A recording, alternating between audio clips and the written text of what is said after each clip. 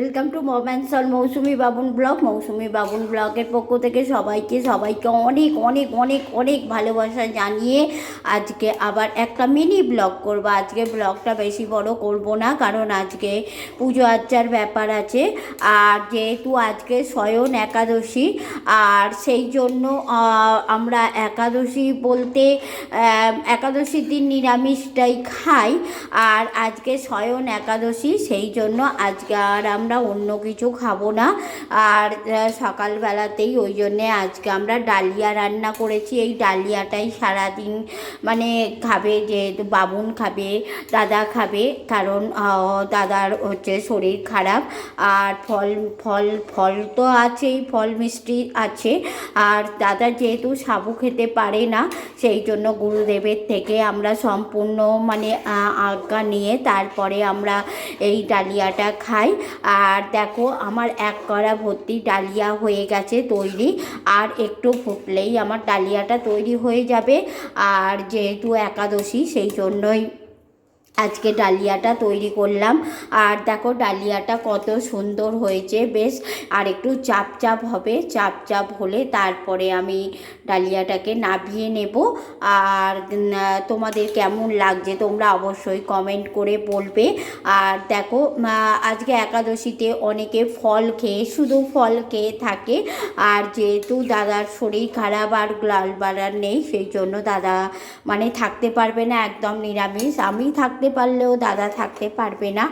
আর বাবুনও কি করে, যেহেতু ও একা, ওর জন্য আর ভাত করব, সেই জন্য ও কি করে আজকের দিনে খেয়ে নেয় সম্পূর্ণভাবে আমাদের সঙ্গেই। আমরা যেটা খাই সেটাও খাই, সেই জন্য আজকে আর ভাতটা রান্না করব না। আর একটু সবজি করব, তা সবজিটা একটু পরে করব। এটাকে বসিয়ে দিয়েছি, আর একটু মানে আর একটু গললেই এই জিনিসটা হয়ে যাবে। দেখো কুমড়োটাকে গলা মানে আরেকটু গলতে বাকি আছে, কারণ আমি এটাকে আগে ফুটতে দিয়ে দিয়েছিলাম, তারপর সবজিটা ভেজে আমি দিয়েছি। আর আজকে কতগুলো নিয়ম মানে বাঁধা ধরা নিয়ম আছে, সেই নিয়মগুলোকে মেনে চলতে হবে। সেই জন্য আমি আজকে মানে ভাবলাম যে সকালবেলাতেই মানে উঠে কতগুলো জিনিস আমাকে করতে হলো, সেই জিনিসগুলো করার পরে তারপরে আমি রান্নাটা চাপিয়ে দিয়েছি। আর যেহেতু দাদা বেশিক্ষণ উপোস করে থাকতেও পারবে না, সেই জন্য মানে তৈরি করতে বসিয়ে দিয়েছি তাড়াতাড়ি করে।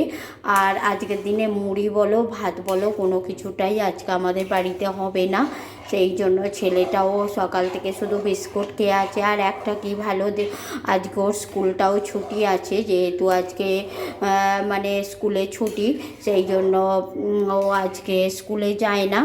আর সেই জন্যই আজকে একেবারে মানে করে নিয়েছি। আর বারবার তো করতে মানে যাবে না, সকালবেলা দুপুরবেলা এরকম করে করে খাবে, যখনই খিদে পাবে তখনই খাবে।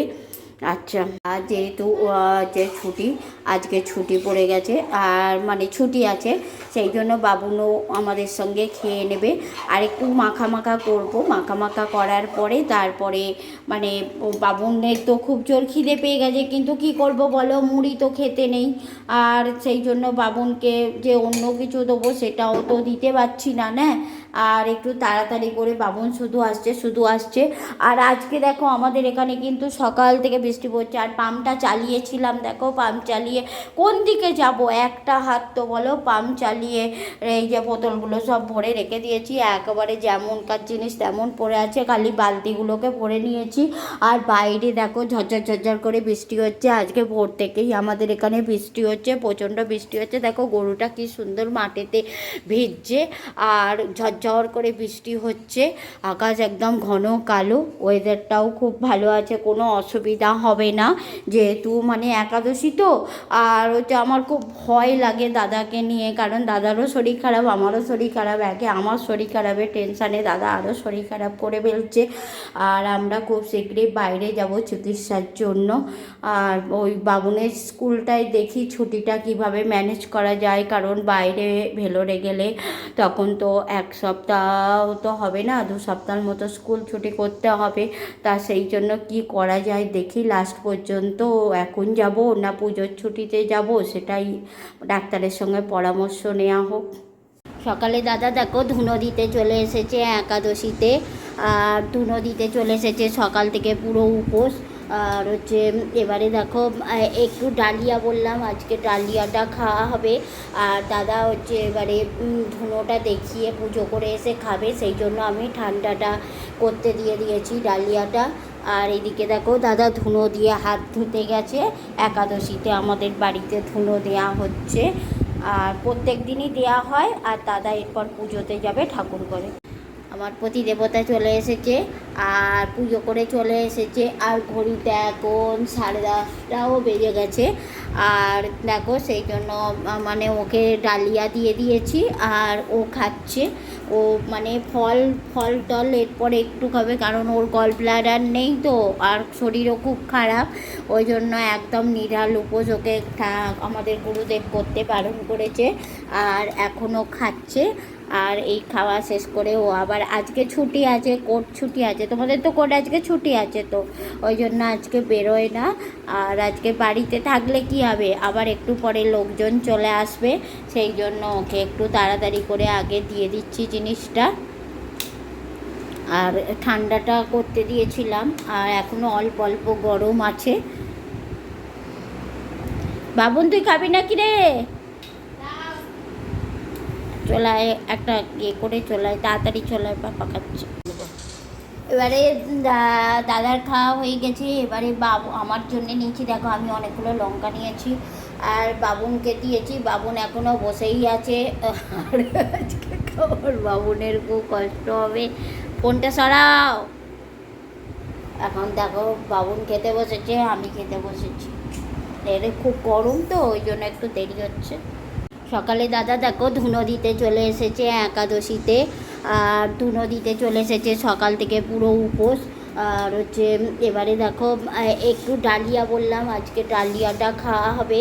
আর দাদা হচ্ছে এবারে ধুনোটা দেখিয়ে পুজো করে এসে খাবে, সেই জন্য আমি ঠান্ডাটা করতে দিয়ে দিয়েছি ডালিয়াটা। আর এদিকে দেখো দাদা ধুনো দিয়ে হাত ধুতে গেছে, একাদশীতে আমাদের বাড়িতে ধুনো দেওয়া হচ্ছে। আর প্রত্যেক দিনই দেওয়া হয়। আর দাদা এরপর পুজোতে যাবে ঠাকুর ঘরে।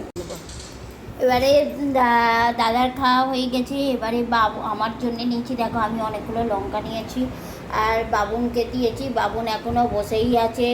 আর আজকে খাবার বাবুনের খুব কষ্ট হবে। ফোনটা সরাও।